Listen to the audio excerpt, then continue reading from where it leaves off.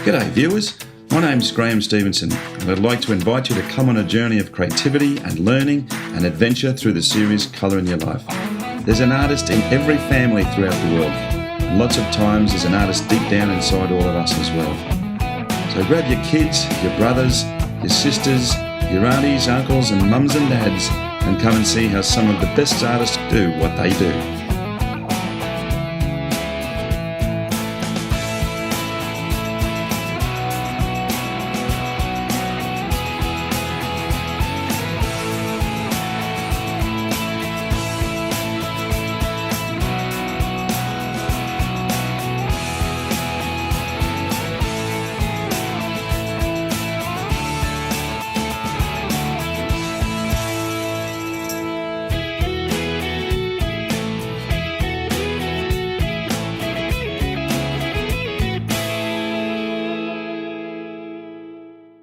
Well, good day viewers and welcome back to Colour in Your Life. Well, we're in Tauranga.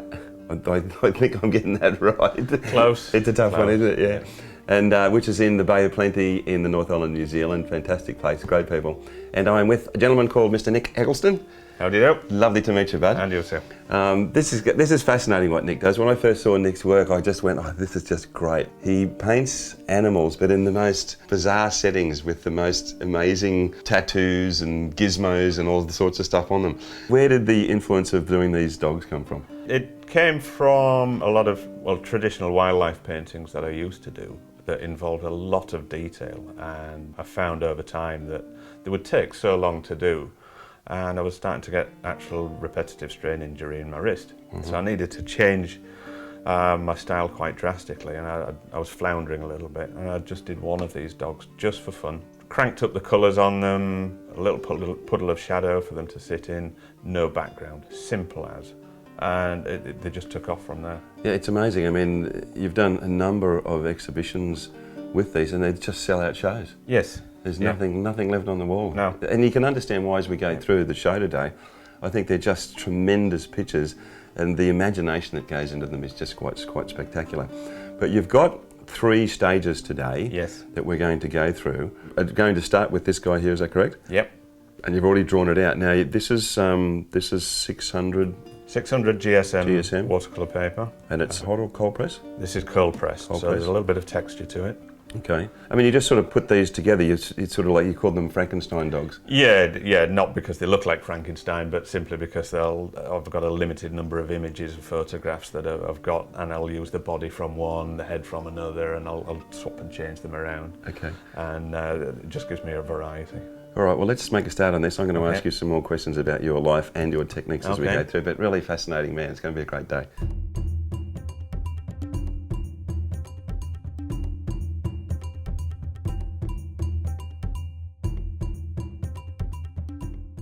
Okay, Nick, so how do we start on our watercolour dog? And you're obviously using watercolours, aren't you? Yes, in this case I am. I sometimes use acrylic inks as well, but today I'm going to be using watercolours, which is my first love. I start with a simple outline pencil drawing, and then I block it in with usually Payne's Grey. I found that Payne's Grey it's quite a lively dark colour. It's got some light going on in it, and it actually soaks in and stains the paper quite well too. So that means I can layer up on the top without it getting disturbed too much and becoming a bit of a muddy mess. So you'll see from this one, that's the stage of taking that one too. So I can begin that on here. Excellent. Now you've got a watercolour there that I hadn't heard of myself before, and it's from Italy. Yeah. What's the brand on that? It's called My Merry Blue. My Merry Blue. I think that's the pronunciation, I'm never really sure. But I first came across them in an art shop in Siena while I was on holiday there. And I just felt like I had to buy a tube of burnt sienna and raw sienna while I was in Siena. There you go. And they're pretty good paints, I like them. Okay. Yeah, I just hadn't heard of them before. The Winsor & Newton ones I use quite a lot of just because they're so accessible wherever you go. They've always got Winsor & Newton and they're pretty good quality. The colours suit what I do. Yeah. I know other artists prefer other brands, but I don't think it matters. It's up to you personally. Sure. So I've got some Payne's Grey there. I always use a tatty old brush for diluting it down just because your squirrel and your sable brushes are so expensive. If you start grinding away too hard with them, they don't last so long. So I dilute the colour down quite strongly, and I always leave a little blob of undiluted paint. So if I need to dip in and get something stronger, I've got it there without having to squirt more out. Okay. And I dilute on the paper as well. I find it's always better to have your colour stronger than you need it. So I've got a little bit of colour in the water from mixing the Payne's grey, so I can see where I'm going. And I usually start off with the easy bits, just wetting the paper down first. I think the beauty about these is the complexity of the animals, but the simplicity of them sitting in this vacant area. It's fantastic. I'm not sure really where that came from. It was a desire to make my paintings more simple. Yeah. I used to do a lot of really over-the-top detail. It just felt like you had to get everything in there. Quite often a lot of it was unnecessary. It became apparent to me at the time I started these, the main subject of the painting was enough. Yeah. So I'll wet a little patch. I won't wet the whole thing because it'll start soaking in and drying out, and then I'll have to re-wet it. And I always start with the simplest areas, and the simplest areas are the darkest areas. So I start with the shadows just to get the thing looking three-dimensional and solid, because quite often your image will look quite flat when it's just in line drawing. And then later on in the process, once the colours have gone on, I can revisit the darks and the lights, and I can put more shadow colour on if I need to. I usually do need to. So these are fantastic, but why watercolours? I mean, wouldn't they look just as good in oils? For me, there's something uncontrollable with watercolours. You can't fully control it ever. And I think when I first started to use watercolours, you would naturally try and control it, and my paintings were quite often very stiff and stilted. And it wasn't until I realised that if you just relax and let the watercolour do its own thing, then you've got more of a partnership with yourself and the paint.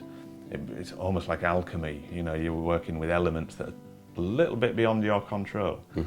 So you've got your image, you're using water to wet the image, but then you put the colour on and you can't fully control the way it floods out, and that, to me, that is magic. And you get those little bits of magic happening, which later on I can build on and do the more controlled stuff over the top. And partly it's linked to the ceramics that I used to do at art college. Yeah. I did a process called salt glazing, where we'd build our own kilns outside. You put the pots in, you fire them, they get up to the temperature you require, and then you start throwing handfuls of salt into the kiln. And the salt turns into a gas, attacks the silica in the clay body, and gives you a glaze. Okay. But you can't control it. Yeah. It's not like an electric firing, you know, and you don't know what you're getting until you open the kiln. And that really buzzed with me. Yeah. You'd maybe waste a third of the contents of the kiln, but the pieces you got were just gold. Yeah. And I get that same feeling when the watercolour hits the paper. Yeah. The thing is not to panic. Yeah. Work reasonably quickly to keep things moving.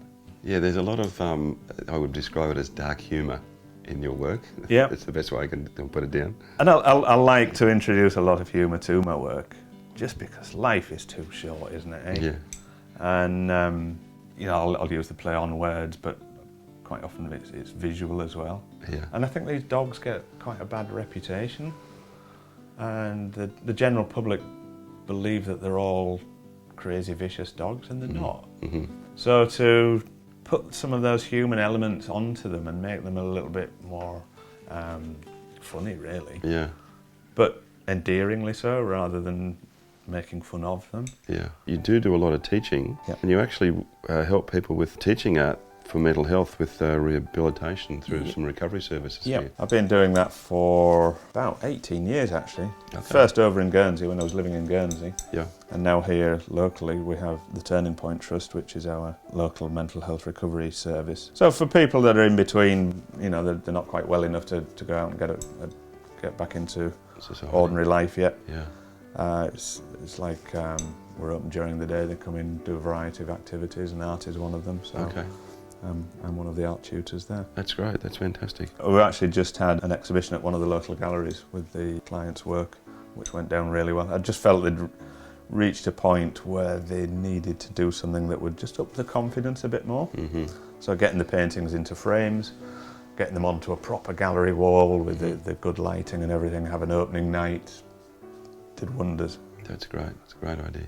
So here we go, we're nearly at the end of this particular stage.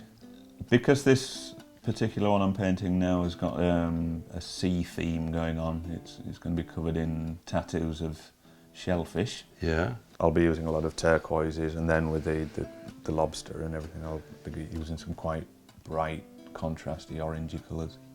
So there we go, that's that stage pretty much done, I think. Fantastic. So we move on to the other one, and then you're just going to build the colours, the expression, all the little trinkets and bits and pieces. Yep. Fantastic. So this next one, it's got a bee theme going on, so the colours will be fairly simple. But the next colour I do after the Payne's Grey goes on is usually some sort of pink. Yeah. So do you take the colours directly out of the tubes, or do you mix them at all at any stage? Depends what I'm doing, but the colour range with these is so good. You know, I don't have any qualms about just using straight from the tube if it's the colour I want. What's the point in mixing it if you don't need to? Sure, sure. So I'll just sort of re-wet the surface? Re-wet the surface. And I always wet an area that's much bigger than I need, and that allows the paint to flow as far as it can without reaching a tide line and stopping and giving me a hard line. I don't mind the occasional hard line, but for me, part of the joy of the watercolour is the way that it'll just flow and become quite ethereal towards the end of its travels, and then you can overlap other colours into that. I'll do the same. Yeah. So this is, I think I mentioned earlier about the diluting actually on the paper. I'll put a little bit of colour in there and then very quickly wash it away and dilute it at the edges. And the tissue just helps to pull it out again. Yeah. If it's going too far and I want to stop it, I can just use the kitchen paper for that. And I've just made it a habit of always painting with a clump of paper in my hand. So the first one that you did of these was a picture called Ubu. Ubu. That we're just screening up now, and that was the precursor to all of these other fantastic pieces you've done over the years. Yeah, it was a bit of an experiment and very much a light-hearted play. I just wanted to do something for fun. Some of the other ones, the green mantle, which is a picture of a green dog with reindeer antlers and little bells hanging off it. Part of that sort of pre-Christian imagery that I've always been fascinated in Europe, of the stag image has been something a bit special. You know, and for me it doesn't really go any further than that, but I love the way it looks. I love antlers. I think some of the names that you put with these things as well are just fantastic. I like Cock and Bull. It's just you've got the horns with a target on his eye. Yeah, that's and great. The cowbell hanging from its ear. And then El Perro de los Mutros, which is a picture of Frida Kahlo on a dog. Yeah, the whole sort of Day of the Dead thing was getting very popular, and somebody suggested to me that I should try that on a dog. I didn't really know how I was going to do it, but yeah, the Frida Kahlo thing worked really well. And it's just the slapstick way you do the sayings and the titles. Piggy lipstick. Oh, pig in lipstick. Yes, I heard somebody use the phrase of somebody who was quite ugly but trying to hide it under makeup. It's like having a pig in lipstick. I thought that's got to be a painting. Well, you went on to do Amy Swinehouse. Yes, I was. To be honest, I was just scrabbling for a title for that one, and I love that sort of play on words thing. It's hilarious, it really is. But it's just fascinating work. I mean, I just think that they are such exceptional pieces. They really are. Quite often when I'm demonstrating these techniques, people say, "Oh, slow down, slow down. I don't know what you did." But that's part of the process. You do have to be quite quick with watercolours. Otherwise, it loses its movement and it starts to dry, and it looks a little bit stiff. So the next layer of colour I'm going to put on here is the yellows, because this is a bee-themed painting. So I'm going to use quinacridone gold and some raw sienna to begin with. So fairly strong in the palette. I do a lot of the diluting on the paper. But it's great that those colours are still fixed there. Yeah, and that is one of the beauties of using top quality paints and papers, I think. You know, if you scrimp and use the student quality stuff, which is fine for learning on, but it just doesn't do this. Yeah. You know, and you end up in a bit of a muddy mess. Well, it's soaked into the character of the paper, and it's not letting it come up again. No. Which is, most of the time, is exactly what you want. Yeah. Sometimes if you've made a blob somewhere that you need to remove, it's quite a mission to scrub it out. So there's the first layer of the yellowy gold colour to go on. Now that it's dried, I can see that it's paled off a bit and it's a little bit duller than I want it, so I will go back and put some more on later. But for now I'm going to put the darks on, the dark stripes. So for that I'm going to use a combination of Payne's Grey again, some sepia and some violet. What I'm going to do here is put the colour on, let it go to its extreme, and then just feather the edges of it. So when I'm doing this, I'm washing the brush out a lot and drying it off on the paper towel. Never ceases to make me happy, this. Putting wet paint onto wet paper and just watching it move and flow. Mm-hmm. Just a lovely magic process. So I've made the patch over the eye on this one, hexagonal, so it kind of reflects the shape of the honeycomb. Yes. I helped pilot a plane once. Yeah. A small four-seater, like a Cessna type of thing, and that was terrific fun. And then down in Queenstown in the South Island, I did some paragliding, and that totally changed the way I was looking at the paintings I was doing at the time. I was doing a lot of bird paintings, and particularly seabirds in the local area, and my horizon was flat, the birds were there, and it just looked like I was a spectator watching them. But since I did that paraglide in Queenstown, I found that in the paintings, if I tilted the horizon and painted the birds, it felt like you, the viewer, were up there with them, part of them, and it just lifted the experience to another little level. Mm-hmm. And it reminded me of the stories you hear about Turner and strapping himself to the mast of a ship and going out in a storm. Gale force winds. Crazy stuff, but it's wonderful. It's So I'm coming towards the end of this first pass of colour with the sepia, the Payne's Grey and the violet. Like I said earlier, I think it'll probably need touching up here and there, a little bit of lifting out for highlights and darkening up some of the darks. Contrast, contrast, contrast. Yes. I think most paintings you reach a point where you think, well, it's getting there, it's nearly finished, but what else does it do? And it's nearly always contrast work, I find. Yeah. Darken up some of those darks, lighten up some of the lights, just to get rid of the flatness. But you're going to have to leave that one dry anyway. Yep. And you've actually prepared another one which is almost done, but it's got all the bells and whistles and the bling on it. Yep. Which is pretty fantastic. So let's move on to that one, and we'll do some really fine work, which is great. Yep.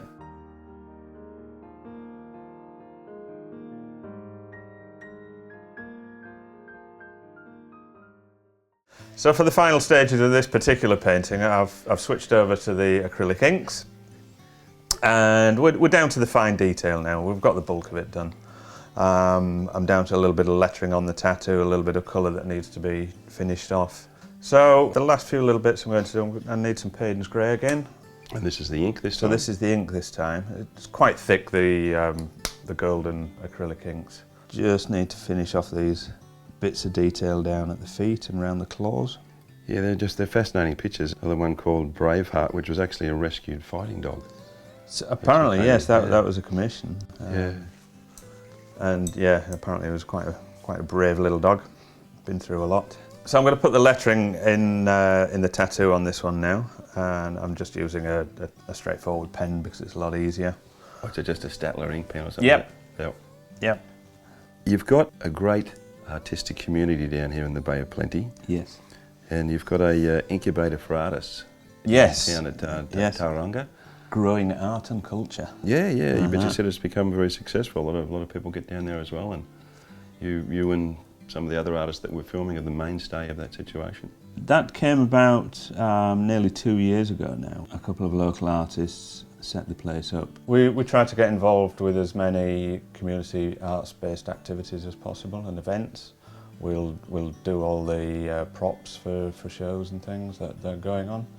And generally, if there's anything that is particular to the incubator, like a new exhibition, you know, it becomes more of an event than just your standard traditional exhibition with drinks and nibbles and what have you for the opening night. It'll become an event with musicians and food and all sorts of things. And it's now got charitable status, so it's really grown in the last 18 months. Fantastic. Yeah. That's really good. Proud to be part of it. Excellent. So I've done the lettering, just a little bit of colour left to do on the banner. So this is another one of the really, really bright colours like the quinacridone gold. This is green gold. You ever thought of using gold leaf or silver or bronze leaves in these at all? Yep. I've done a couple of paintings with some gold leaf in. Yeah. That looks One of the dog paintings, I wanted to give it a saintly look. Yeah.